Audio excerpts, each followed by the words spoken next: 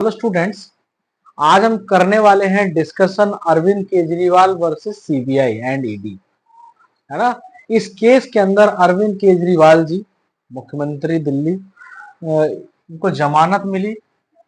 ठीक है, जमानत मिल गई है और जमानत देने वाले जो जज हैं, जिनका नाम है सूर्यकांत एंड उज्जवल भुयान। ठीक है, इस केस के अंदर टोटली क्या था, क्यों इनको अरेस्ट किया गया था और किस बेसिस पे इनको बेल ग्रांट की गई, और कुछ हम देखेंगे कि बेल होता क्या है। ठीक है, ये सारी चीजें हम इस केस के अंदर डिस्कस करेंगे। Arvind Kejriwal versus CBI and ED, है ना। ये कोर्ट में केस चल रहा था। ठीक है, इस कोर्ट के अंदर क्या होता है, सीबीआई एफआईआर करती है रिगार्डिंग लिक्वर पॉलिसी केस, है ना, जिसके अंदर इरेगुलरिटीज थी लिक्वर पॉलिसी के अंदर, है ना, जिसके अंदर मनी लॉन्ड्रिंग का केस भी था। ठीक है, तो इसमें हेर फेर की गई थी और ये इन्वेस्टिगेशन कर रही थी कौन, सीबीआई एंड ईडी भी। ठीक है, उसके बाद क्या होता है कि पहले तो क्या होता है कि ईडी इसके ऊपर कार्रवाई कर रही होती है, ईडी जांच पड़ताल कर रही होती है ना। जो कि ईडी जब जांच पड़ताल कर रही होती है तो ये पाती है कि भाई इसके लिक्वर पॉलिसी के अंदर, ठीक है, लिक्वर पॉलिसी के अंदर मनी लॉन्ड्रिंग का मामला बन रहा है। ठीक है, तो कोर्ट क्या कर देती है, जमानत दे देती है। ठीक है, निचली अदालत जो है इनको जमानत देती है, और जमानत देने के बाद क्या होता है, हाईकोर्ट भी अंतरिम जमानत दे देती है ना। कुछ दिन के लिए जमानत मिलती है इनको। उसके बाद क्या करता है, कोर्ट में फिर एफआईआर सीबीआई की एंट्री होती है उसके बाद अरविंद केजरीवाल के ऊपर। अब सीबीआई ने भी एफआईआर लॉन्च की इसके ऊपर रिगार्डिंग लिक्वर पॉलिसी। ठीक है, अब सीबीआई भी अरेस्ट करती है, और सीबीआई भी अरेस्ट करती है, अरेस्टेड बाय सीबीआई। जब ईडी के कस्टडी में रहते हैं, उसमें जमानत मिलती है, उसके बाद सीबीआई अरेस्ट कर लेती है इनको। ठीक है, सीबीआई जब अरेस्ट करती है तो उसके बाद क्या करती है कि चार्जशीट फाइल होती है। ठीक है, काफी टाइम लगता है चार्जशीट फाइल होने में। ठीक है, तो उसमें अब कोर्ट ये ऑब्जर्व करती है कि चार्जशीट फाइल होने में इतना टाइम लगा है, तो पूरा ये मामला है, इसको खत्म करने में, यानी इसको पूरा सॉल्व करने में ट्रायल के अंदर काफी टाइम लग जाएगा। जो कि अब ट्रायल का मतलब यही कि भाई दोषी होगा भी कि नहीं होगा, ये होता नहीं है, इसलिए जमानत दे दी जाती है ना। तो जमानत जब दे दी जाती है, ये कहा गया कि after filing chargesheet keep in jail will violate the article 21 personal liberty. कहने का मतलब ये है कि अगर चार्जशीट फाइल हो चुकी है ना, चार्जशीट फाइल हो चुकी है, उसके बाद भी जेल में रखना, क्योंकि टाइम बहुत लगेगा, है ना।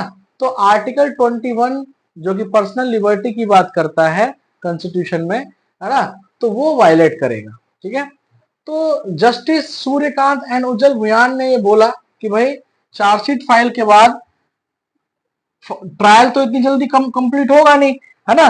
Chargesheet file and trial would not conclude soon, है ना भाई, ट्रायल इतनी जल्दी खत्म नहीं होगा।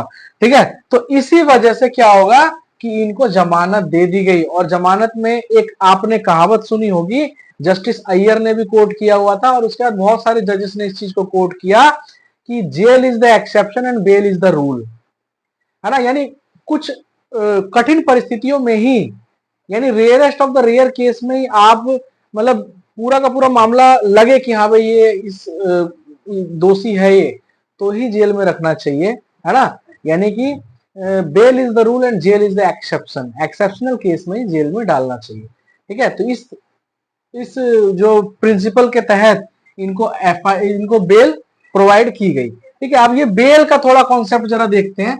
कॉन्सेप्ट ऑफ बेल क्या होता है कि बेल क्या होता है कि जो एक्यूज्ड होता है, ठीक है, जो एक्यूज्ड होता है उसको कुछ कंडीशन के थ्रू या रिटर्न कंडीशन कह लो, उसमें उसके कुछ कंडीशन के बाद उसको रिहा कर दिया जाता है, और उसके ऊपर कुछ कंडीशंस लगाई जाती हैं कि भाई ये नहीं करना, वहां नहीं जाना, इस तरह से चीजें करी जाती हैं। ठीक है, तो ये बेल फिर दिया जाता है। ठीक है, अब बेल जो होता है इंटरनेशनल लेवल पे भी, इंटरनेशनल लॉ के अंदर भी ये एक मैटर ऑफ ह्यूमन राइट है कि बेल मिलना जरूरी है। क्योंकि अब जब किसी के ऊपर एफआईआर हो जाए और ट्रायल चल रहा हो, तो जरूरी तो नहीं कि भाई वो उसने क्राइम किया ही होगा, है ना। उसने क्राइम किया ही होगा, या फिर वो दोषी होगा, विक्टिम मतलब दोषी होगा ही होगा, है ना। तो कुल मिलाकर के वो कल्प्रिट हो या ना हो, है ना, क्योंकि ये पता नहीं है हमें, तो ट्रायल के बाद ही पता चलेगा। तो जब तक बेल दे देनी चाहिए, ठीक है। अब ये बेल का जो कॉन्सेप्ट है, ये सीआरपीसी के अंदर, इंडियन सीआरपीसी के अंदर, है ना, 436 से 450 के अंदर दिया हुआ था, ठीक है।